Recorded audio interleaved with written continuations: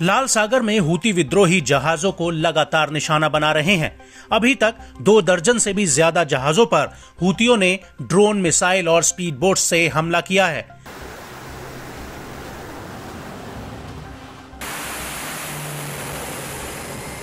इससे निपटने के लिए अमेरिका और ब्रिटेन कई देशों के साथ मिलकर हूतियों पर हमलावर हैं। हाल ही में अमेरिकी सेना ने हूतियों पर बड़ा हमला किया। जहाजों पर हमले के बीच अमेरिकी सेना ने हूतियों के हथियार गोदाम तबाह कर दिए हैं।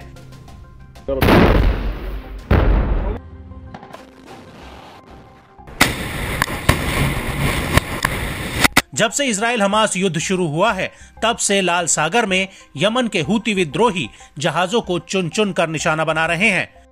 खासतौर पर अंतर्राष्ट्रीय व्यापारिक जहाजों को, जो कि अमेरिका और इजरायली सहयोगी देशों के हैं। ऐसे में अमेरिका काफी वार्निंग दे चुका है। इसके बावजूद हूती विद्रोही अपनी हरकतों से बाज नहीं आ रहे। ऐसे में अमेरिकी कार्रवाई इसी का नतीजा बताई जा रही है।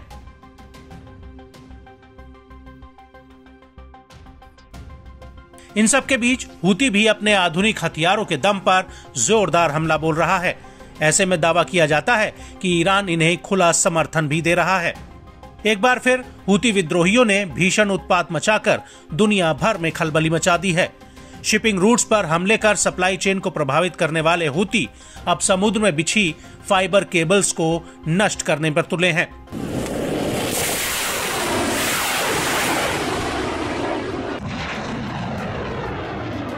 ग्लोब्स की रिपोर्ट के मुताबिक सऊदी अरब में जेदा और पूर्वी अफ्रीका के जबूती के बीच लाल सागर में 4 संचार केबल्स क्षतिग्रस्त हुई हैं।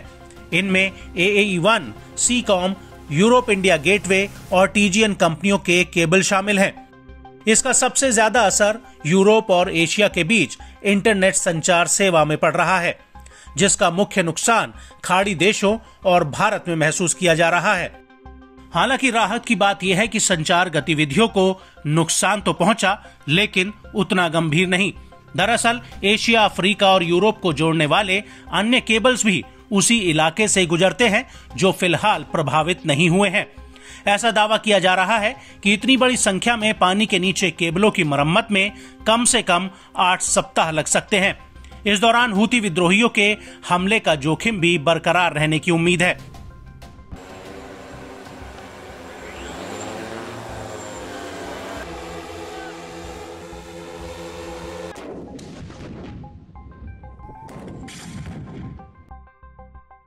बता दें कि यूरोपीय इंडिया गेटवे, जो कि साउथ यूरोप को मिस्र, सऊदी अरब, जबूती, संयुक्त अरब अमीरात और भारत से जोड़ता है, अल्काटेल ल्यूसेंट ने अंडर वाटर केबल बिछाई थी।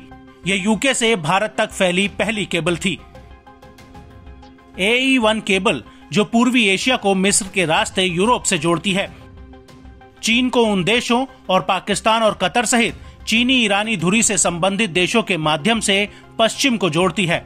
सीकॉम केबल यूरोप, अफ्रीका और भारत के साथ साथ दक्षिण अफ्रीका को भी जोड़ती है।